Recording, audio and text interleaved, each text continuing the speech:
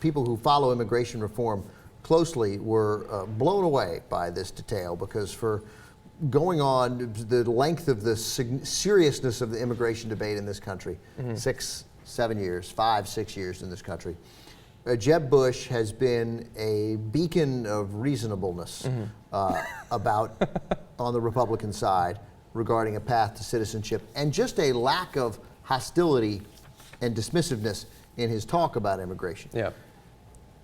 His brother too, shockingly.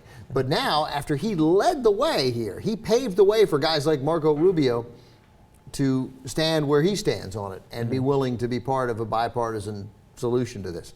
And now Jeb Bush comes around on the right in what can only be seen as an attempt to establish his credibility for a 2016 run, and changes his mind completely. I mean, he has Romney'd this up. I like the way you put that. So we're going to show you some quotes from before where he was, but why don't we show you the statements that came out today? And obviously, as we alluded to, he does have a book coming out this week. But anyway, so people were looking ahead to that book and saying that, look, we see the details of your immigration plan. There's no pathway to citizenship, and so they asked him about that, and he had this to say. But you do not want to offer them a path to citizenship.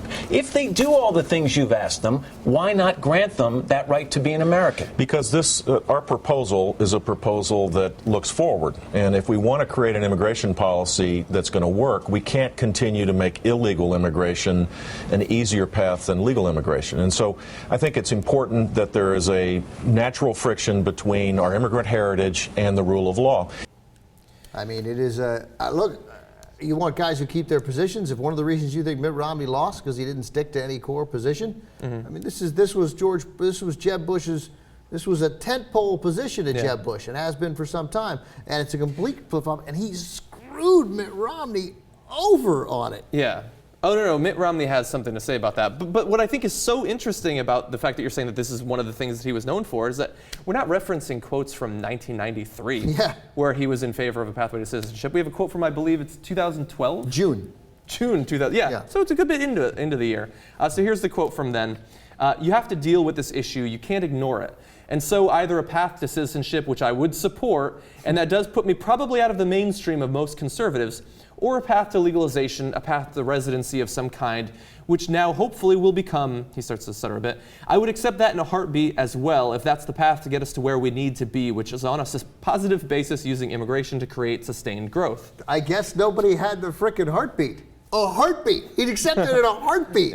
No, actually, no, I'm not thinking it, because I realize now that as the party moved further left of where he wanted it to be, that he sees no chance. I mean, he's in a very interesting position. I think politically very shrewd for Jeb Bush, because he will move, because he doesn't seem extreme. So you move to the right, you outflank Marco Rubio for who's going to be the guy from Florida.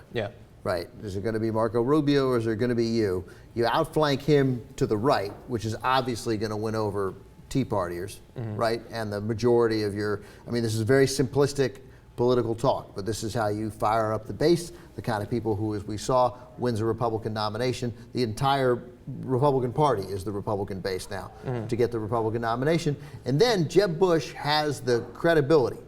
Like, he doesn't have Mitt Romney's waffling reputation. He's more, not yet, but if he's careful and it sticks to mostly this, and he's got the Bush name, and they know instinctively that he can raise the money and win, and that he's a credible candidate. He's much more likable than Mitt Romney, and he's got as George H.W. Bush said when he was president, Jeb Bush has the little brown ones.